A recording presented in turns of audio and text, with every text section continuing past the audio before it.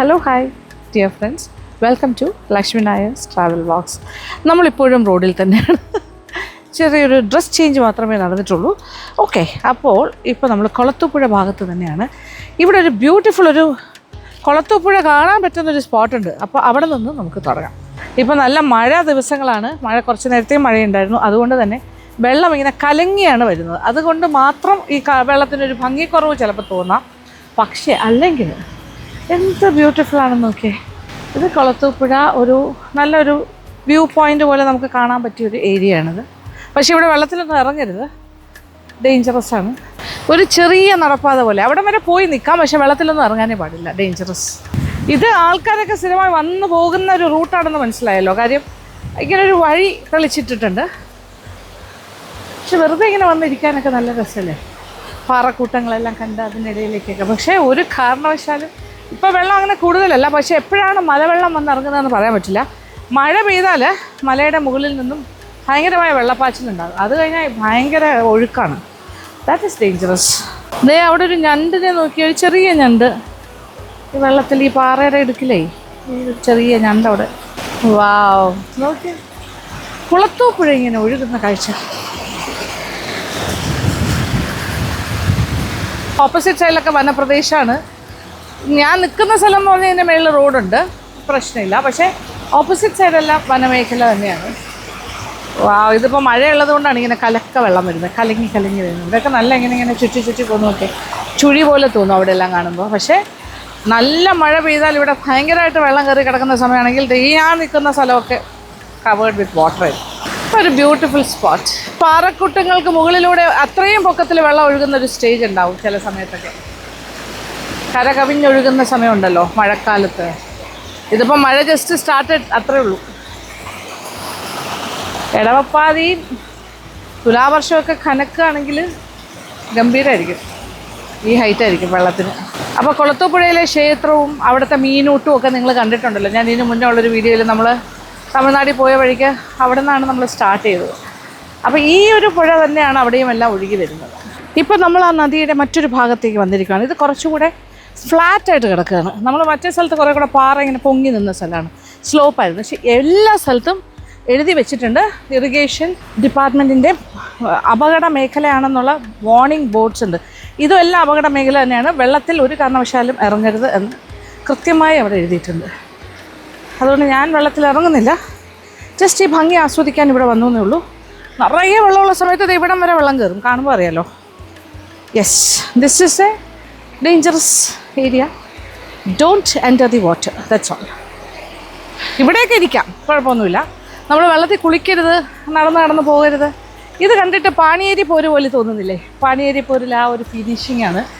ഇങ്ങനെ ആ പോര് നടക്കുന്ന ഒരു ഫീലിംഗ് ഇല്ലേ? പാണിയേരി പോരിൽ ഇങ്ങനത്തെ ഒരു ഒഴുക്കാണ് കാണാറ്. ഇപ്പം മഴ തൽക്കാലത്തേക്കൊന്ന് മാറി കുറച്ചൊരു വെയിലൊക്കെ വന്നു. അതെല്ലാം വനമേഖല കേട്ടോ, ആ സൈഡെല്ലാം. നമുക്ക് ഇവിടെയൊക്കെ നിൽക്കാം, വേണമെങ്കിൽ ഈ പാറയിലിരുന്ന് കാല് മാത്രം നനച്ചുകൊണ്ടിരിക്കാം, അത്രയൊക്കെ ചെയ്യാം. പക്ഷെ അവിടെയൊക്കെ നല്ല ഡീപ്പാണ്, നമുക്ക് അറിയാൻ പറ്റില്ല എത്ര ചുഴികളുണ്ട് എന്താണെന്നൊന്നും നമുക്കൊരു ഐഡിയ ഇല്ലല്ലോ. നല്ല ഒഴുക്കാണ് വെള്ളത്തിന്. സോ നിൽക്കക്കളി ഇല്ലാണ്ട് അങ്ങ് പോകും. ചിലപ്പോൾ അകത്തേക്ക് വലിയ ചുഴി ഉണ്ടാവും, നല്ല ഡെപ്ത് ഉണ്ടാവും, കുഴികളുണ്ടാവും. നദികൾ കാണാൻ ഭയങ്കര അട്രാക്റ്റീവാണ്. നമ്മളെ അതിങ്ങനെ ആകർഷിക്കും. വരൂ എന്ന് പറയും. പക്ഷെ നമ്മളങ്ങനെ പോകരുത്. നമുക്ക് അത്രയും സേഫാണെന്ന് തോന്നുന്ന സ്ഥലത്ത് മാത്രമേ വെള്ളത്തിൽ എൻ്റർ ചെയ്യാവുള്ളൂ. പ്രത്യേകിച്ച് ലോക്കലായിട്ടുള്ള ആൾക്കാരുടെ സപ്പോർട്ടും വേണം. അവർക്കാണ് കൂടുതൽ കാര്യങ്ങൾ അറിയാൻ പറ്റുക. പിന്നെ ഇങ്ങനെ നിരോധിത മേഖല എന്നൊക്കെ എഴുതി വെച്ചിരിക്കുന്ന സ്ഥലത്ത് ഒരു കാരണവശാലും ഇറങ്ങരുതെന്നേ പറഞ്ഞിട്ടുള്ളൂ. വന്ന് നോക്കുന്നതിന് വിരോധമൊന്നുമില്ല. അല്ലെങ്കിൽ അവർ ഫെൻസിങ് ചെയ്തിട്ടുണ്ടാവുമല്ലോ. ജസ്റ്റ് വഴി ഇങ്ങനെ ഓപ്പണാണ്, ജസ്റ്റ് കാണുക, ആസ്വദിക്കാൻ പോവുക, അത്രേ ഉള്ളൂ.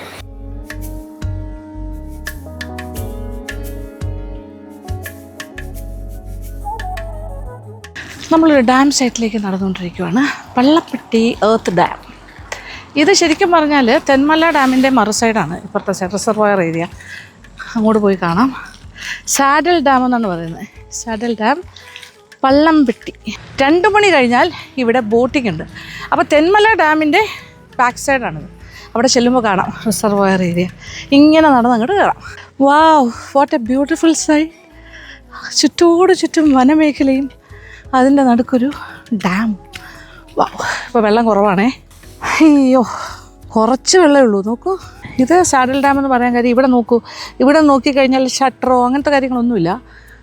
തെന്മല ഡാമിൻ്റെ ബാക്ക് സൈഡ് എന്ന് പറയുമ്പോൾ ഇത് അതിൻ്റെ ഒരു കാച്ച്മെൻറ്റ് ഏരിയ എന്ന് തന്നെ പറയാം. ചുറ്റും വനപ്രദേശം. വാവ്, ഓ എന്തുമാത്രം വന്യജീവികളുണ്ടാവും ഇവിടെയൊക്കെ.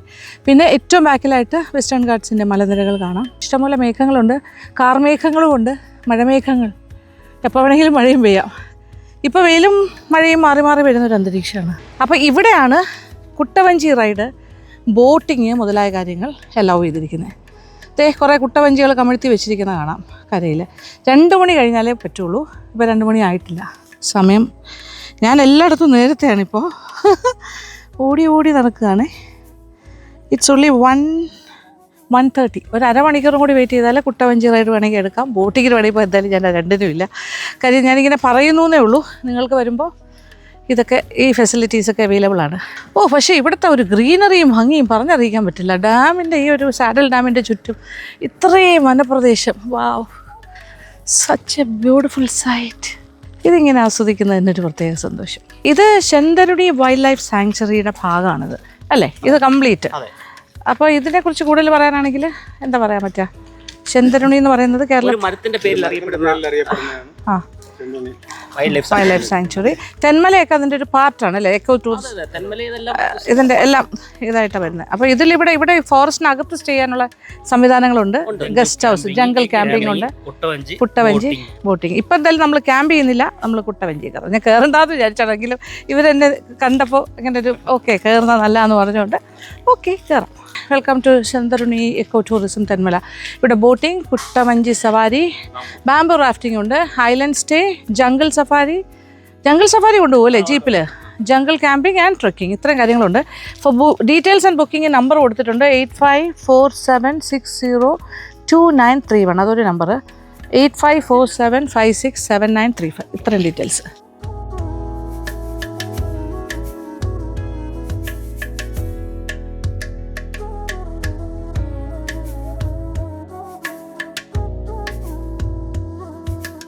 അതായത് ഇത് മണ്ണുകൊണ്ട് കെട്ടിയതാണ് പണ്ട്.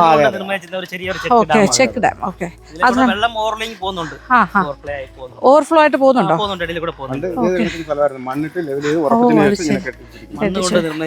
ഒരു ഡാമായിരുന്നു ചെക്ക് ഡാം. ഇത് പിന്നെ വള്ളംപട്ടി ഡാം, സാഡൽ ഡാം, വള്ളംപട്ടി. ഇത് നമ്മുടെ തെന്മല ഡാമിന്റെ ബാക്ക് സൈഡായിട്ട് അവിടെ വന്ന് ഇതിന്റെ റിസർവായർ ഒരു കാച്ച്മെന്റ് ഏരിയ എന്ന് പറയാം അല്ലേ? ഇത് അതിന്റെ ഭാഗമാണ്. തെന്മല ഡാമിന്റെ അവിടെ എന്ന് വെച്ചാൽ ഷട്ടേഴ്സും അങ്ങനത്തെ കാര്യങ്ങളൊക്കെ കാണാൻ പറ്റും. അതിന്റെ ബാക്ക് 26 കിലോമീറ്റേഴ്സ് ഓഫ് റിസർവ് ഫോറസ്റ്റിന്റെ കൂടെയാണ്. സിംഹം പോയിട്ട് ബാക്കി എല്ലാ ജീവികളും ഇവിടെ ഉണ്ട്. പുലി, കരടി, സിംഹം പോയിട്ട് ബാക്കി എല്ലാവരും ഉണ്ട്. ദൈവമേ. പക്ഷെ ഇവിടെ വന്നാൽ നല്ല രസമായിരിക്കും. ഒരു ഫോറസ്റ്റ് സ്റ്റേ ഒക്കെ പ്ലാൻ ചെയ്ത്. ഞാൻ സത്യം പറഞ്ഞാൽ അതൊന്നും പ്ലാൻ ചെയ്തല്ല വന്നത്. വേറൊരു ദിവസം ഇവിടെ വന്നിട്ട് ഇവരുടെ ഒരു ബോട്ടിൽ കയറി ജംഗിൾ ഹൗസിൽ താമസിച്ച് അല്ലേ, ജംഗിൾ സഫാരിയൊക്കെ എടുത്ത് ജംഗിൾ ക്യാമ്പ് ചെയ്തിട്ട് അങ്ങനത്തെ കുറച്ച് കാര്യങ്ങളൊക്കെ ചെയ്യാം. അത് 1 ഡേ ട്രിപ്പായിട്ട് വരാം. വേറൊരു ദിവസം വരാം ഇവിടെ സ്റ്റേ ബാക്ക് ചെയ്യാനായിട്ട്. ലൈഫ് ജാക്കറ്റൊക്കെ ഉണ്ട്. നോ, ഇതാണ് സംഭവം. എന്ത് ശാന്തസുന്ദരമായി കിടക്കുന്നത്. താഴ്ച എത്രയാ? അതായത് എത്ര ആൾ പൊക്കം? ഒരു 10 നില ബിൽഡിങ്ങിന്റെ അത്രയും ഡെപ്ത് ഉണ്ടോ? 20 ആളുടെ അത്രയും പിന്നെ താഴ്ചയുണ്ട്. അയ്യോ, നീന്തറിയാത്ത ഞാൻ തകറി പോണു. നിങ്ങളുടെ കയ്യിലാണല്ല. ഓക്കെ, അതെ, അത് മതി. ചെരുപ്പ് ഇവിടെ ഇടാലോ. ഓക്കെ. അമ്മോ, ഇതിപ്പോ താന്നു പോവും. അമ്മോ, ഒരു സൈഡ് നിൽക്കി ഞാൻ ഒന്ന് അഡ്ജസ്റ്റ് ചെയ്തോ. ഇത് കുറച്ചൊന്ന് അഡ്ജസ്റ്റ് ചെയ്ത് ഇരുന്നാലേ പറ്റുള്ളൂ. എത്ര സന്തോഷം തോന്നുന്നു. മനോഹരമായ കാഴ്ച. ഇത് ഏകദേശം 100 ഫീറ്റ് താഴ്ചയുണ്ട്. 20 ആൾ ഡെപ്താണ് താഴോട്ട്. But safe. നല്ല എക്സ്പീരിയൻസ്ഡ് ആയിട്ടുള്ള ആൾക്കാരാണ് ഇത് തുഴഞ്ഞുകൊണ്ടിരിക്കുന്നത്. ഫോറസ്റ്റിൻ്റെ ഇവിടെ നിന്നൊരു 14 കിലോമീറ്റർ നമ്മളിതുപോലെ ഈ ഡാമിലൂടെ സഞ്ചരിച്ചാൽ സ്പീഡ് ബോട്ടിലും പോവാം അല്ലേ, അല്ലാത്ത ബോട്ടിലും പോവാം. ഇതിലും പോവോ? ഇല്ല, ബോട്ടിലേ കൊണ്ടുപോകുള്ളൂ. 14 കിലോമീറ്റർ സഞ്ചരിച്ചാൽ വനമേഖലയ്ക്കകത്ത് ഫോറസ്റ്റിൻ്റെ തന്നെ ഗസ്റ്റ് ഹൗസ് ഉണ്ട്. അതിനകത്ത് 2 ഫാമിലിക്ക് താമസിക്കാനുള്ള സൗകര്യമുള്ള അക്കോമഡേഷൻ കിട്ടും വിത്ത് ഫുഡ്. അങ്ങനെയാണ്, ഫുഡ് ആൻഡ് അക്കോമഡേഷൻ. പിന്നെ ജംഗിൾ സഫാരിയും നടക്കും അല്ല. ജീപ്പിൽ നിങ്ങൾ കൊണ്ടുപോകും, ഉള്ളിലേക്ക് കൊണ്ടുപോകില്ല അവിടെ താമസിക്കുന്നവരെ. പിന്നെ എങ്ങനെയാണ് കൊണ്ടുപോകുന്നത്? ട്രക്കിങ്ങേ ഉള്ളോ? ഓ, അത് വേറെയാണല്ലേ? ഓക്കെ, അത് വേറെയാണ്. ഇത് ട്രക്ക് ചെയ്യാൻ പറ്റും. പക്ഷെ വന്യജീവികൾ സിംഹം ഒഴിച്ച് ബാക്കി എല്ലാവരും ഇവിടെ ഉണ്ടെന്നാണ് പറയുന്നത്. ആ മേഘങ്ങൾ ഇങ്ങനെ ഇറങ്ങി നിൽക്കുന്നു, കോട പോലെ തോന്നുന്ന രീതിയിൽ കുറേ കാര്യങ്ങൾ. ഇത് മഴമേഘങ്ങളാണ്. ഇപ്പോൾ ഇത് മഴക്കോള് നല്ലോണം ഉണ്ട്. ഇത് നല്ല താഴ്ചയാണ് കേട്ടോ. എൻ്റെ 20 അടി ഡെപ്ത്. കുട്ടവഞ്ചിയിലെ കറക്കം കണ്ടിട്ടുണ്ടോ? അയ്യോ, പിടിച്ചിരിക്കട്ടെ. അയ്യോ, വാവ്, അയ്യോ, തല കറങ്ങിയാ പറയാം. അയ്യോ, പതുക്കെ മതി. മറിഞ്ഞ് വീഴാൻ മറിയുമോ? വാവ്, അടിപൊളി. മതി. യെസ്. ഗംഭീരം. നല്ല കറങ്ങിയിരിക്കുന്നു. കുറച്ച് നേരം കണ്ണിങ്ങനെ അടച്ചിരുന്നാൽ മതി.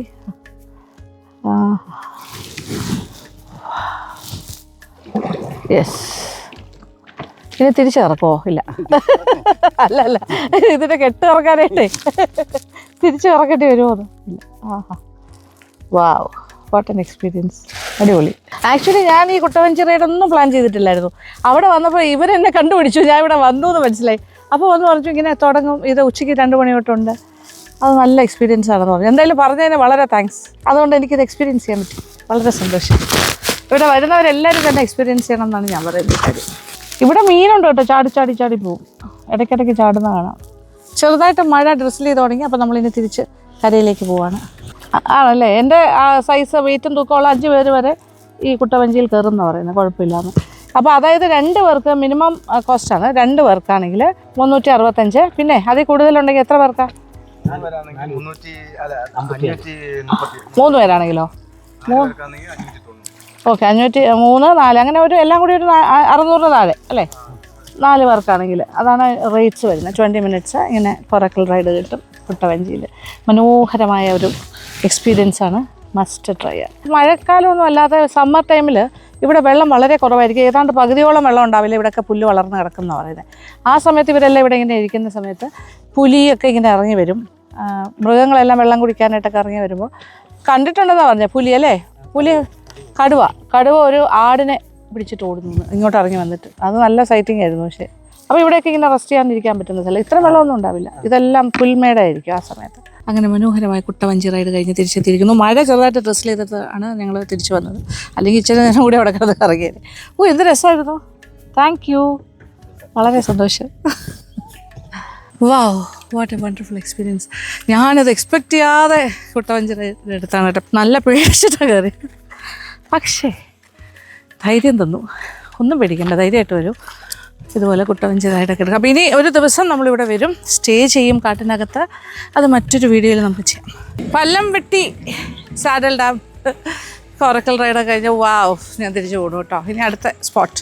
നമ്മളിങ്ങനൊരു വഴി എന്താ പറയുക, ഇതൊരു വഴി ഡെസ്റ്റിനേഷനെക്കാട്ടി ഇമ്പോർട്ടൻ്റ് പോകുന്ന വഴികളാണ്. നമ്മൾ ഓരോ വഴിയും എൻജോയ് ചെയ്ത് കാണേണ്ട കാഴ്ചകൾ കണ്ട് ആസ്വദിച്ച് കഴിക്കേണ്ട കാര്യങ്ങൾ കഴിച്ച് ഇങ്ങനെ പോവാണ്.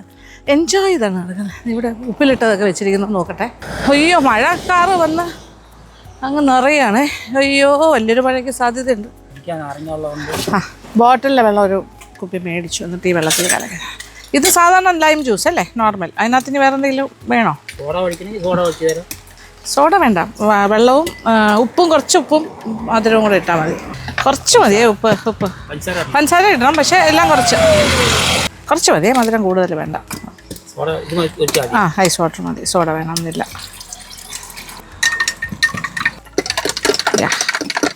Thank you. ഞാൻ ഒരുപാട്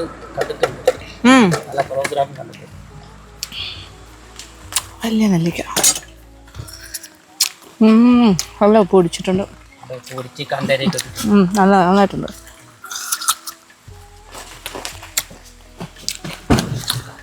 റിഫ്രഷ്മെൻറ്റ്. പുളിമുട്ടായി നോക്കിയിട്ടെങ്കിൽ നോക്കിയാൽ ഇതെല്ലാം നെക്സ്റ്റ് കാര്യങ്ങളാണ്. എല്ലാം ഒരു കളപ്പടമോ ഒന്നുമില്ല, ഒറിജിനൽ പുളി. എന്താ വില അത്? ഇതെടുക്കൂ ഫുള്ള്. ഇത് 10 എണ്ണം ഉണ്ട്. 1 2 3 4 5 10 അല്ല 12. വെള്ളത്തിൻ്റെ പൈസ എന്നാണ്, നാരങ്ങയുടെ പൈസ ഉണ്ട്. അങ്ങനെ വേണ്ട, അധ്വാനിക്കുന്ന എല്ലാവരും അധ്വാനിക്കുന്നുണ്ട്. അയ്യോ സന്തോഷം. പുളിമുട്ടായി. ഒരെണ്ണം പൊട്ടിക്കാൻ തരുമോ? ഒരെണ്ണം പൊട്ടിച്ചു തരുമോ? കുറേ നാളായി പുളിമുട്ടായി കഴിച്ചിട്ട്. ഇത് ശരിക്കുള്ള പുളിയാണല്ലേ? ഓ ആണ് അതാ. ഇതിനകത്ത് ഇറന്തപ്പഴം, ഈന്തപ്പഴം, ഉപ്പ്, പുളി, ഉപ്പും പുളിയും, ഇറന്തപ്പഴം, ശർക്കര, ഉപ്പ് 3 കൂടെ മിക്സ് ചെയ്ത് പാക്കിങ് ആക്കി വന്നിരിക്കുക. പുഴുണ്ട്. അതാ ഇറന്തപ്പഴത്തിൻ്റെ കുരു. അപ്പം പുളിയുണ്ടല്ലോ. ഇറന്തപ്പഴത്തിൻ്റെ പുളിയാണ്. ഒരു പൈനാപ്പിളും കൂടെ മേടിച്ചു. കട്ട് പൈനാപ്പിൾ മതി മതി മതി. ഇനി വാഹനത്തിലേക്ക് കയറും. ഓക്കെ.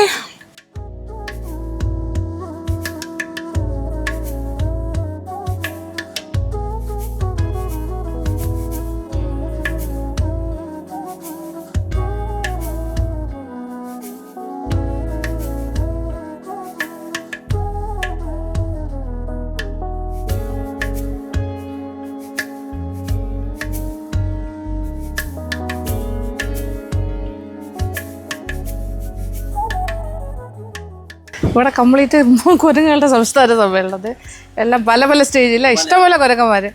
അപ്പോൾ ഇവിടുന്ന് ടിക്കറ്റ് എടുത്തിട്ടാണ് നമ്മൾ, ഇതിപ്പോൾ കല്ലട ഇറിഗേഷൻ പ്രോജക്റ്റ് അതിൻ്റെ പാലം മാത്രം അകത്തേക്ക് കയറാൻ.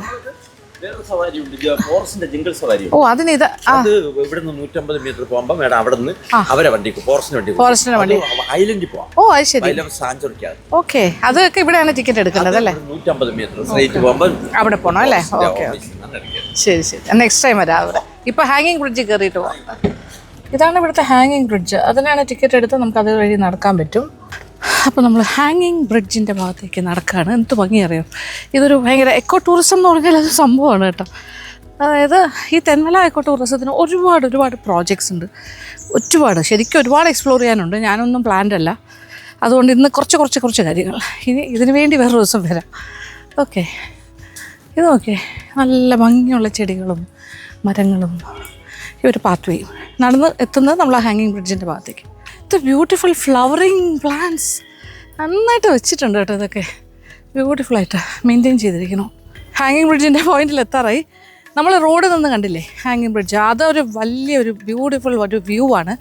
കാര്യം ഹാങ്ങിങ് ബ്രിഡ്ജ് നടുക്ക് വെള്ളത്തിൻ്റെ മുകളിലായിട്ട് നേരെ ബാക്കിലായിട്ട് തെന്മല ഡാമും കാണാം.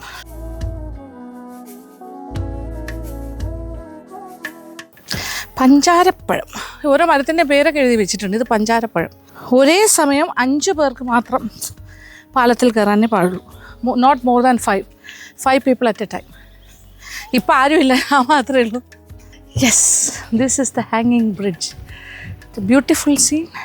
ഹാങ്ങിങ് ബ്രിഡ്ജിൽ കൂടി നടക്കുന്നു. വാവ്, വാട്ട് എ ഫീലിംഗ്. ഞാൻ മാത്രം, തിക്കും തിരക്കൊന്നുമില്ല. So nice. ഇപ്പം നല്ല കണ്ടീഷനിൽ തന്നെയാണ്, ഒരു കുഴപ്പമില്ല. പെർഫെക്റ്റായിട്ടിരിക്കുന്നു. അവരതുകൊണ്ടായിരിക്കും 5 പേരെ അറ്റ് എ ടൈം എന്ന് പറയുന്നത്. ഇതിൻ്റെ ആ ഒരു സംഭവം മെയിൻറ്റെയിൻ ചെയ്യാനായിട്ട് നടന്ന് ഇപ്പോൾ ഏകദേശം നടുക്ക് ഭാഗത്ത് എത്താറാകുന്നു. ഇപ്പോൾ നടുക്ക് ഭാഗത്തായി ഏകദേശം shutter area, Thenmala dam site.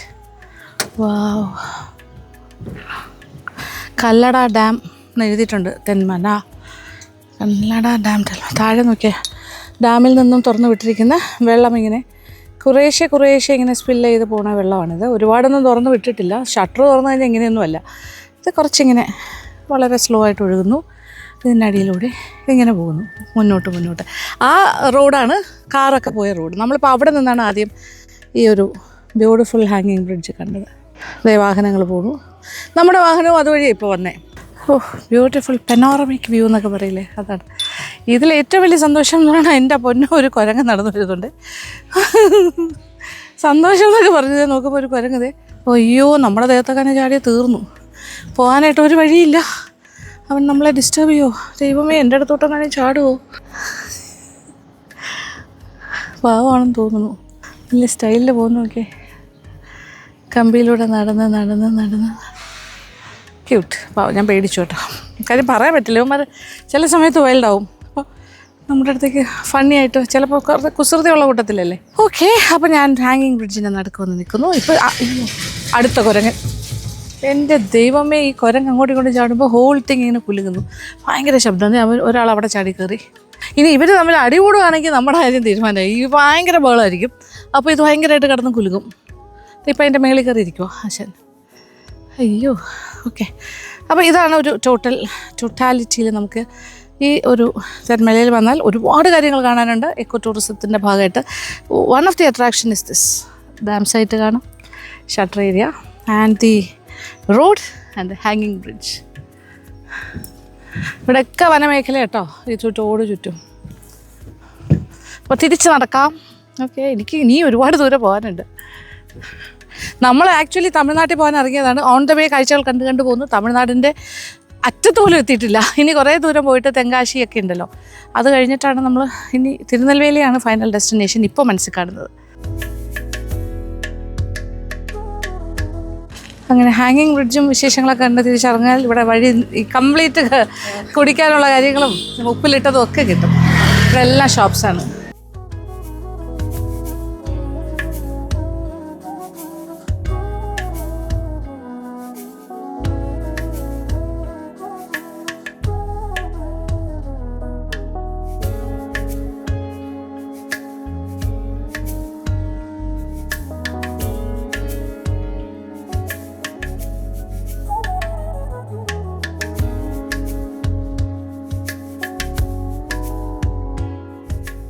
Thenmala ഭാഗത്തു നിന്ന് കുറച്ച് സഞ്ചരിച്ച് മുന്നോട്ട് വന്നു. ഇപ്പോൾ നമ്മൾ ആര്യങ്കാവ് കഴിഞ്ഞ് ഇച്ചിരി മുന്നോട്ട് പോകുമ്പോൾ ഇവിടെ അമ്മച്ചി ഹോട്ടലുണ്ട്, അവിടെ ഒന്ന് കയറാം.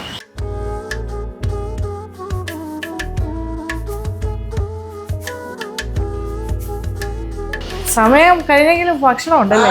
ഇവിടെ ഊണ് മാത്രമേ ഉള്ളൂ. 9 മണിയിലിരുന്ന് സ്റ്റാർട്ട് ചെയ്യും അല്ലേ? ഓ, അത് ശരി. 4:30 വരെ ആണല്ലേ, ഊണാണ്. ഓ, വെരി ഗുഡ്. ഇത് അമ്മച്ചി ഹോട്ടൽ അല്ലേ? അമ്മച്ചി എത്ര വർഷം ഇത്? ഇതിപ്പോ ഒരു 10-25 വർഷം കൊണ്ട്. ഓ, അത് ശരി. ഇത് ആര്യങ്കാവ് കഴിഞ്ഞിട്ട് കുറച്ച് മുന്നോട്ട് വരും അല്ലേ? ആര്യങ്കാവ് കഴിഞ്ഞ് ആ, ഓക്കെ. പണ്ട് ഒരു പ്രാവശ്യം ഇവിടെ വന്നു. ആണല്ലേ? വന്നിട്ടുണ്ടായിരുന്നു, അമ്മയായിരുന്നു. ഒരു കുറച്ച് മതി. ഇത് ബീട്രൂട്ട് തോരൻ അല്ലേ?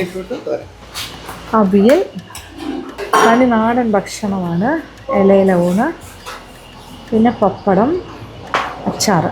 മാങ്ങ നാരങ്ങ. അതായത് ഒഴിക്കാനായിട്ട് മീൻകറി, മീൻ്റെ ചാറുണ്ട്, പുളിശ്ശേരി, സാമ്പാർ, രസം എല്ലാം ഉണ്ട്. എന്ത് വേണമെങ്കിലും കിട്ടും. പിന്നെ ഫിഷാണ് ഇവിടുത്തെ ഏറ്റവും പ്രധാനപ്പെട്ട കാര്യം.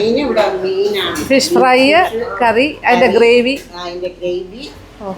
മീൻ വറുത്തത്, ബീഫ് ഫ്രൈ ആണ് അതിനെക്കാട്ടി. ഓ, ബീഫ് ഫ്രൈ അതിനെക്കാട്ടിലും ഫേമസ് ആണ്. ഓക്കെ, ഇവിടുത്തെ പ്രധാനം. ഓ, മീനും അയ്യോ. അതായത് അമ്മച്ചിക്കട എന്നാണ് ഇത്. അമ്മയുടെ കാലത്തുള്ളതാണ് അല്ലേ? ഒരു 25 വർഷത്തിന് മുതലേ ആയിരുന്നു തോന്നുന്നു. ഓക്കെ, അടിപൊളി കടയാണ്. അപ്പോൾ മീനിൻ്റെ ചാറ് ഒഴിച്ചിട്ടാണ് ആദ്യം കഴിക്കുന്നത്. സാമ്പാറിനെക്കാട്ടി ഇമ്പോർട്ടൻറ്റ് മീൻ ചാറാണ്. ഓക്കെ, അപ്പോൾ നമുക്ക് ഇന്ന് എന്ത് മീനാണ് കറിയിലെ ഉള്ളത്?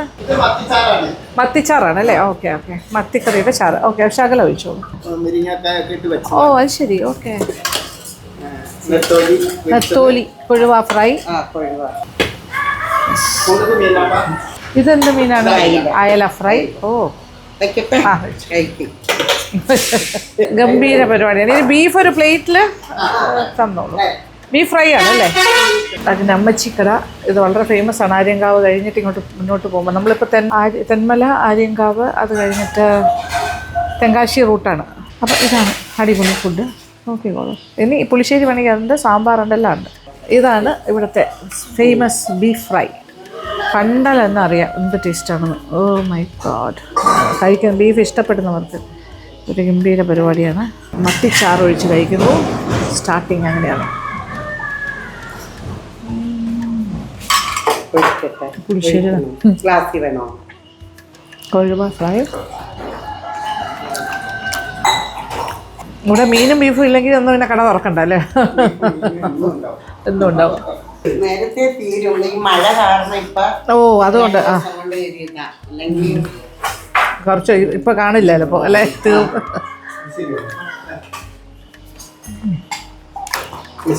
അടിപൊളി പുളിശ്ശേരി.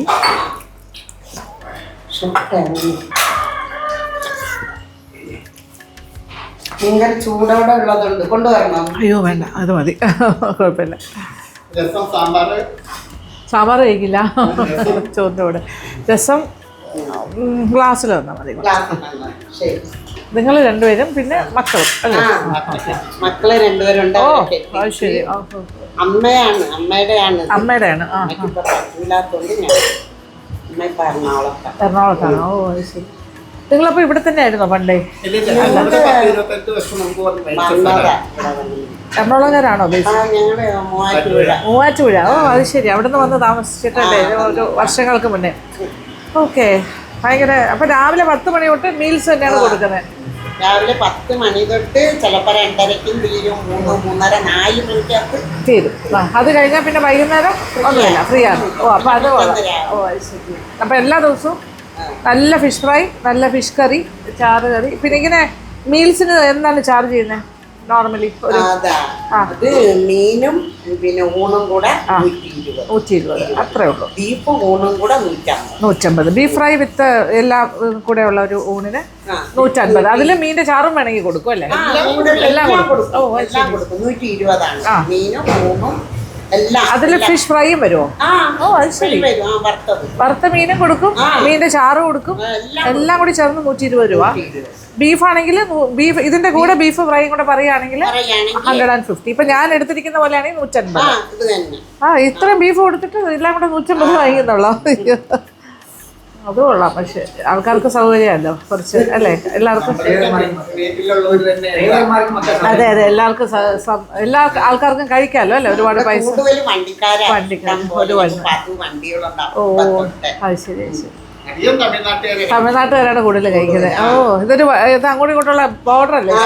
തമിഴ്നാട് കേരള ഇഷ്ടംപോലെ ആൾക്കാർ വരുന്നു, കഴിക്കുന്നു, പോകുന്നു. അപ്പൊ സ്ഥിരം കസ്റ്റമേഴ്സും ഉണ്ട്. പിന്നെ വീട്ടിലെ ഊണ് പോലെ തന്നെയാണ്.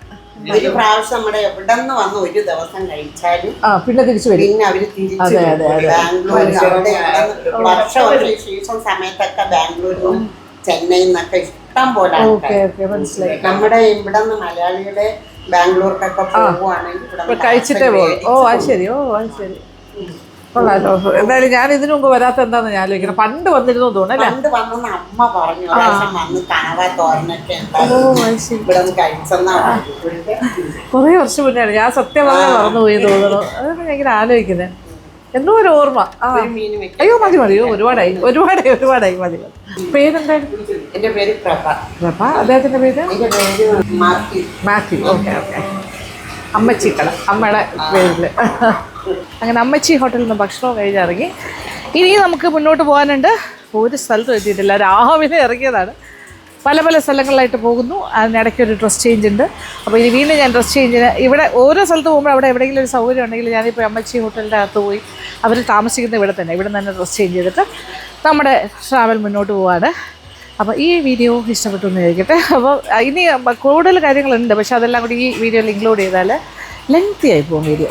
സോ ബാക്കി വിശേഷങ്ങളൊക്കെ അടുത്ത വീഡിയോയിൽ കാണാം. ഈ വീഡിയോ ഇഷ്ടപ്പെട്ടു എന്ന് വിചാരിക്കട്ടെ. അപ്പോൾ thank you so much. Thank you for watching and keep on watching Lakshmi Nair's travel vlog. അടുത്ത വീഡിയോയിൽ കാണാം ബാക്കി വിശേഷം.